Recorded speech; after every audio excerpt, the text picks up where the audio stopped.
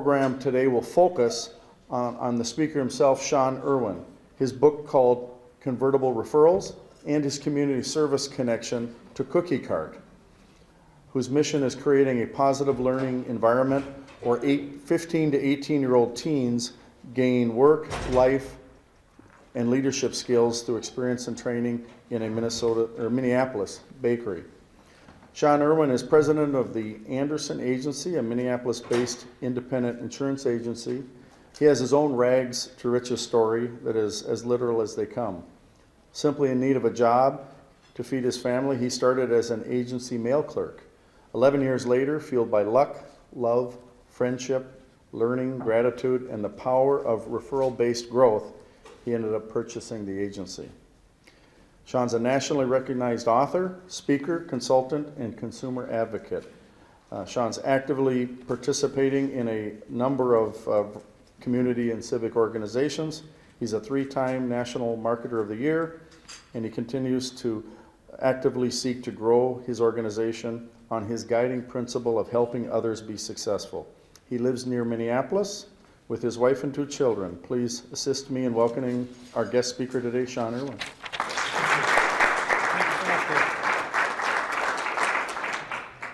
Thank you so much. I'm also in the City of Lakes Rotary Club. So I'm grateful to be here today, and I'm going to talk about 3 things: gratitude, growth, and giving. And I wonder if this is a vibrant club, I can tell already, and I really appreciate the banter back and forth. We have a very fun club ourselves, so I appreciate that. If we could maybe take 15 seconds, and if you're comfortable with it, close your eyes. Just think about something that you're grateful for today.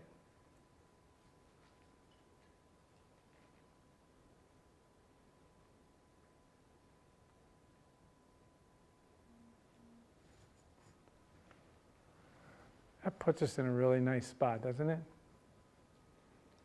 We've been given so many gifts through Rotary. So I was led by the arm and the heart to Rotary by a friend of mine. I had never heard of Rotary.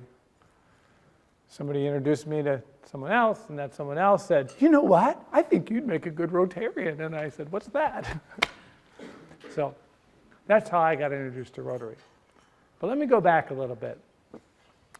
I came to Minnesota like most people do from San Diego, California. And I knew one person, and that was my future ex-wife. That's the only person that I knew. So that is why I came to Minnesota. My future ex-wife was from Shakopee, Minnesota. We were having some severe marital difficulties that included a lot of different things, up to and including maybe a pregnancy by somebody else while we were married. Included some things that in marriage are very challenging. And she said, "Well, would you move back to Minnesota?" after having not been with her for some months. And I said, "Well, got married for better or for worse. This sounds pretty bad.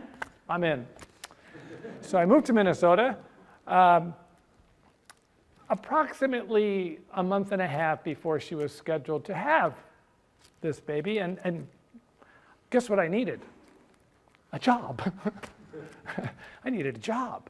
So when I moved here, I had less than nothing. At the time I moved here, I had clothes and under maybe $15,000 in credit card debt, a baby on the way that was not mine, and I needed a job. So I went to what we did in those days. I went to the want ads. You remember those? And looked in the want ads, and I found an ad. It said they wanted a licensed Minnesota insurance agent. And I thought to myself, I could do that. I did not have a license, but did think I could do that. So, and I needed, like I said, a job. So I went to this very nice people, the Anderson Agency. They were interviewing me. They were confused because I could type like crazy. So they didn't know why this young boy could type like that. They couldn't figure that out. And they weren't going to hire me. I mean, they were not going to hire me. I literally had my hand on the door. It was 2 o'clock in the afternoon. The 2 gentlemen that had interviewed me were looking at me, waiting for me to leave.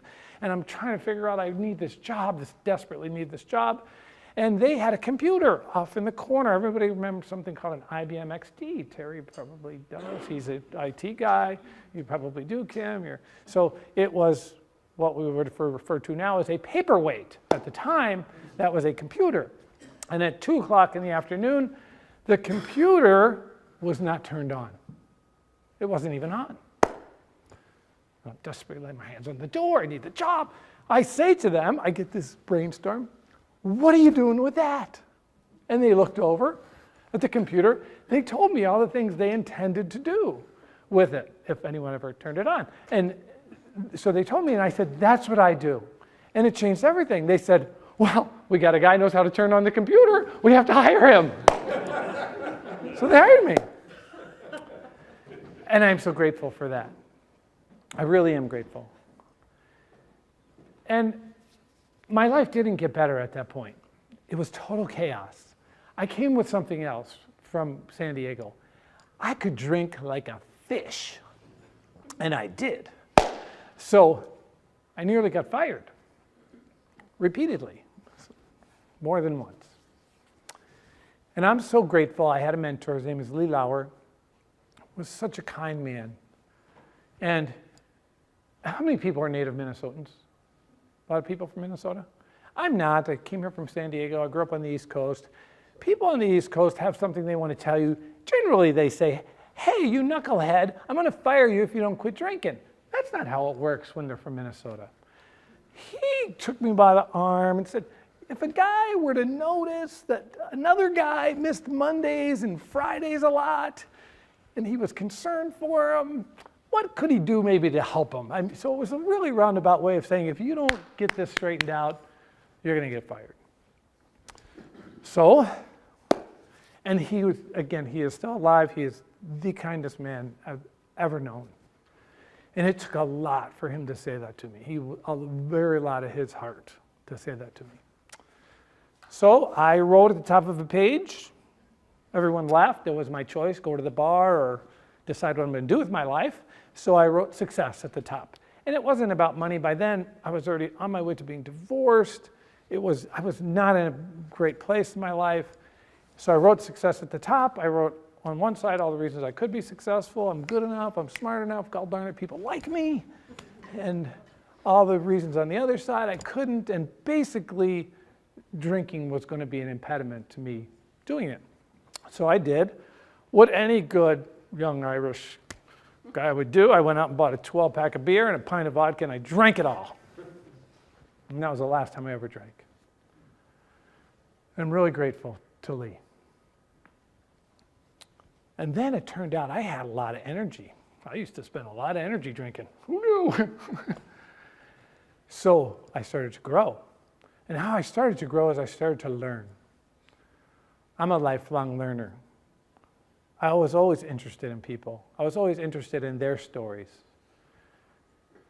That's what makes Rotary so great for me. You get to join in people's stories, you get to join in their passions, and you get to join in being a part of that growth for other people. After a little while, it turned out, instead of having a job, I had a thing that I went, wow, I guess people really could maybe make a life out of service and helping other people. And it turned out what people really love to talk about was themselves. That was awesome. So I proceeded to ask people a lot of questions. Some people may have said I was annoying. I don't know. But eventually, I turned out to be one of the better salespeople at the agency. And then, for no apparent reason, I wrote down one day, within 5 years, I'm going to own this company. I'm going to start my own. At that time, I was at break even. I had 0 assets, but I had a good wife. I've been married now for 25 years. At that time, I had a wonderful wife. We were starting out our lives, and I decided, I'm going to make this a life. I'm going to make this a career, and I'm going to grow and have a positive family environment. I will tell you, if any of you are planners and you're goal setters and you do anything like that, it's magic. It's magic, literally magic. The day I wrote that down and wrote that out, I started acting like I owned the business. I really did. And within 1 week of that 5 years that I had written that down is when I closed on buying the agency.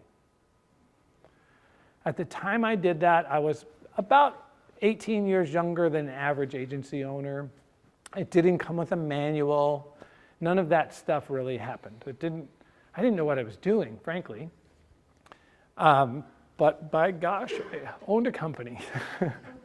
So I ended up from the Anderson family. They were a lovely family. I'm grateful for them that they saw that potential in me and said, okay, we're going to take our chances on you, and we're going to let you pay us back over time.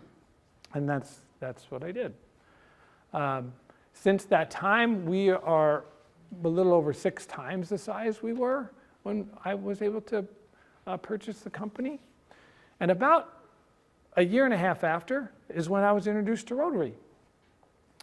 And this is interesting that Kim was talking about the vocational part today. Part of why I'm here with you today is because of a vocational. So do you go to various companies and organizations that you do here? We split them up. Sometimes we have about 115 people in our Rotary. At the time, there was maybe 90. So you go out to different spots. And they asked, would you host one? And of course, what do Rotarians say? Yes, of course I will. I said that about a month before this happened. And lo and behold, I said yes. And then it was about a week away. And I'm thinking, I sell insurance. I think they'd be bored with insurance. And you probably would be, right? If I talked about insurance.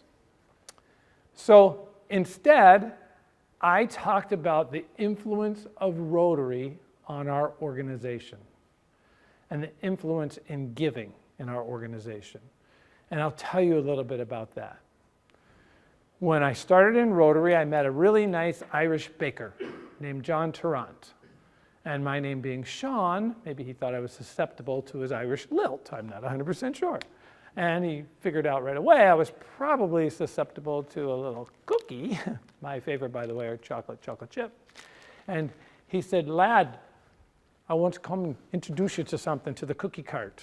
And he was the executive director of the Cookie Cart. The Cookie Cart is a nonprofit that serves kids 15 to 18 years old and gives them their first paid job experience. For many of them, no one in their family goes out to work. For many of them, this is mentoring and modeling that all of us have had in our lives that they don't get that opportunity to have.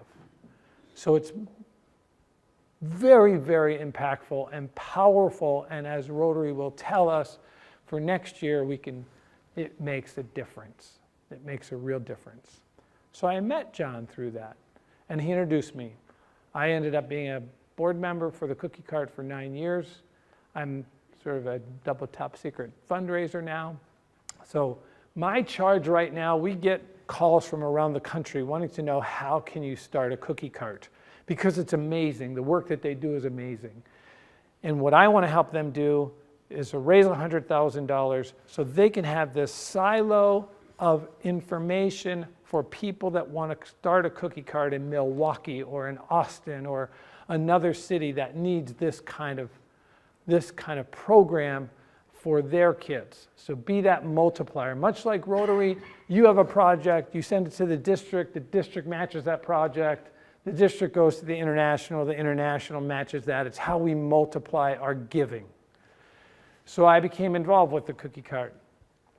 I went back to my office and invited people from my office to be involved in the Cookie Cart if they wanted to.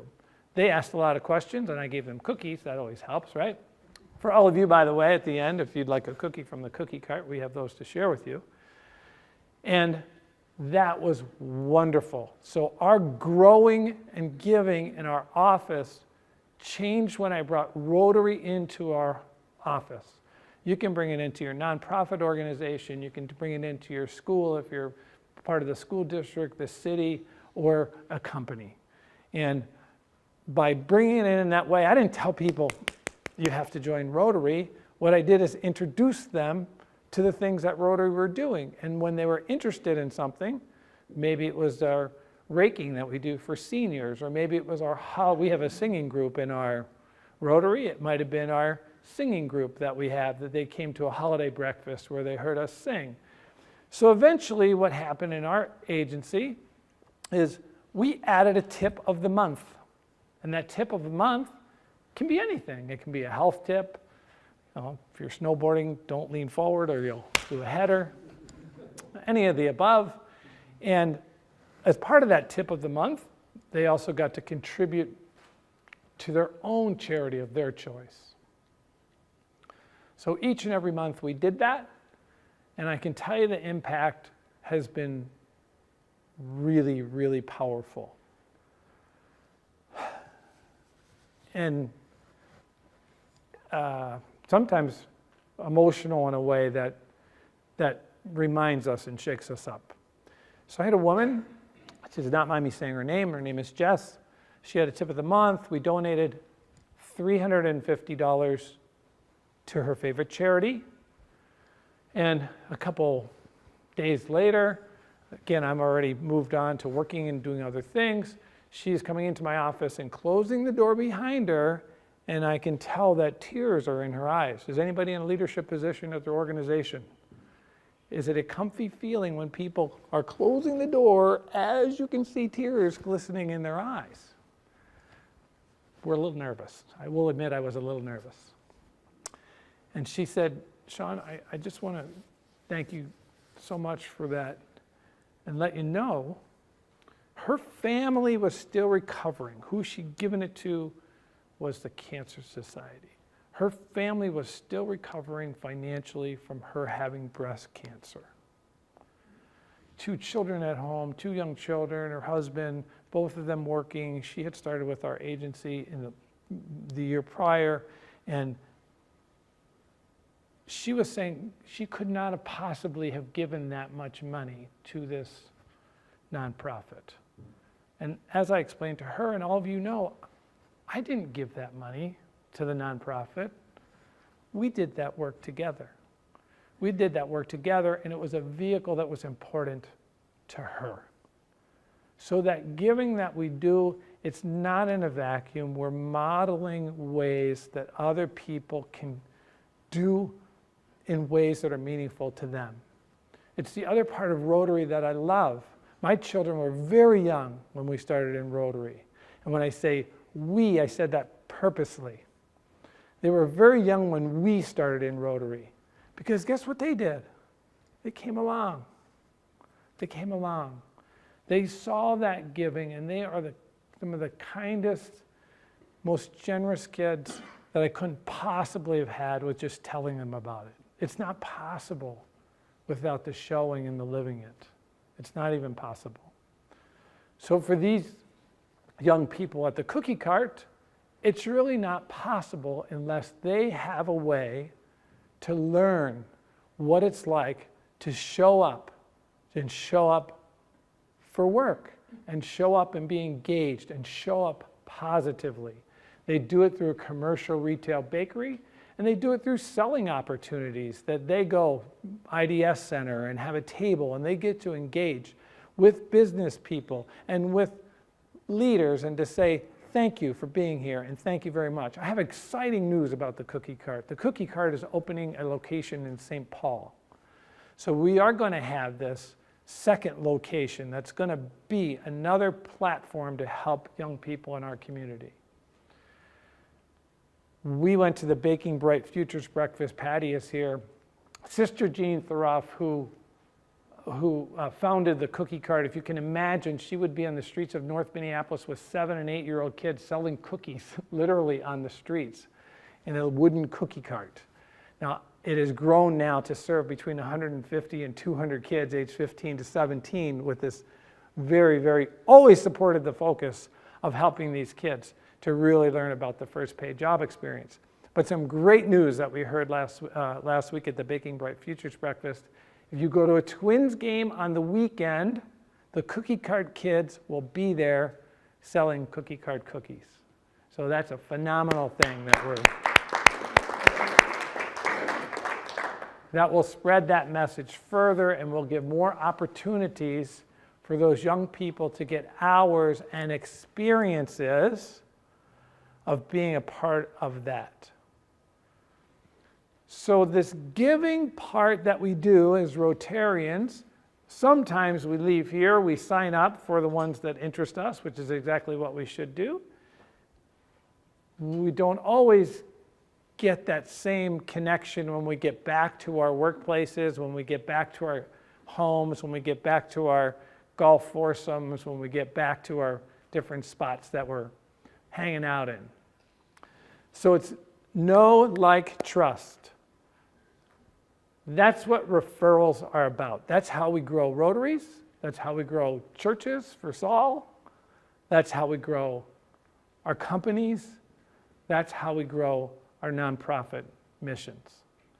So I'm very, very grateful that you had us here today. I have a book called Convertible Referrals. If you make a donation, this is not a good business model, by the way, if you're planning a business model. Whatever donation you give, I double it, and we give it to the cookie cart. So if you're trying to make money, this isn't a good business model. If you're trying to give money, it's an outstanding business model. And that is why I do these, is I raise money for the cookie cart so they can help other people start cookie carts in cities that need them. And I can tell you there's many, many cities that need cookie carts. I can answer any questions that you want. I love marketing. I love the outdoors. I love growing organizations. And sometimes I think we make it a little harder than it is. But really, no, like, trust. Hi, Don. Explain the process that you use to train these kids? Yes, it starts from day one. Laura, could you stand up? Hey, could I have a job? Yes. No. So essentially, a young person comes in. So what Laura, the person that the cookie cart might say is, hey, Shaun, is your name Shaun? Thanks for being here. Could you next time, I want you to come in tomorrow, could you next time come in, see if you can greet me, eyeball to eyeball, standing up, and then I'll have an application ready for you when you get here tomorrow at 2 o'clock, okay? Okay. And that's where it might start. So thank you. So it really literally starts, and it's hard sometimes for you to imagine. The work begins before the beginning of what you imagine, right? So we imagine when someone shows up for their first day of work, the work of the cookie cart begins before the work that you imagine. It can be a brother or an uncle, a mom who shows up and said, can you give my nephew, brother, kid a job here? And the answer to that would be maybe. Maybe. Have them come in, meet me. How about 1 o'clock tomorrow? And then we'll work on that together. So it's not about selling cookies. The cookies are a vehicle for baking bright futures. The cookies are the tool to help them learn about jobs, to help them learn about how to engage in the world and get that first step. They do leave with a readiness certificate, so it's certified readiness for jobs. So that's really helpful. Does that help, Don, to answer the question? Any other questions that people might have? Yes? My understanding is that the cookie cart is basically like a one-year experience for these 15 to 18-year-olds, and then you really have a great transition into the working world for those kids. Can you talk a little bit about that transition from the cookie cart to another job. to the regular working world? Right. That's a really good question, Mary. Thank you. It comes from there, and it isn't necessarily a 1 year. They can move their way through to being leaders. So depending on the age when the child gets engaged, if they start at 15, they don't age out for 2 years. Some of it has to do with the age that they're first engaged. At one time, I don't think it's as many right now, but I do know at one time there was well in excess of 75 different languages at the cookie cart. So just to give you, again, another perspective of where people are coming from to the cookie cart. They're coming from a lot of different places and a lot of different skills themselves. So, and as they're going along, they can end up being in a step-up program. They can end up in a strive. They then get connected with other nonprofits that might put them in a good position to be hired somewhere else. But all that job readiness includes right up and including having a resume, having interviews that would help them as they're getting further along in that process of getting ready to go get that next job. Does that help? Any other questions that you might have? Well, thank you. Yes. How many kids work in the bakery? Up to 200 per year. In St. Paul will be a smaller footprint, so it'll be 125. And then how do you sell your cookies? I mean, do you a retail outlet or is it all? It's a commercial retail bakery. So you could buy them for your organizations, for holiday gifts, for your customers. There are companies that allow them to sell their cookies, IDS Center being one of them, allows them to sell. They have direct selling days from over lunch periods where people are walking by, high traffic areas. And all of the Twins Target Field is allowing them to do it there. And all of them, again, gives that young people that opportunity to be engaged in a straightforward way. How much is the cookie? They're free for you today. How much would they charge? I do prefer the chocolate chip, by the way. I don't know. $1? $1. Patty knows. Or if you do custom decorating, which you can put your logo or birthday message, and that can get up to like $2. Yes. So ultimately, it's job preparation the way the cookie crumbles. Yes. Yes. Thank you for putting a bow on it. Well, thanks, Shaun. Thank you so for much. coming out. A small token of appreciation.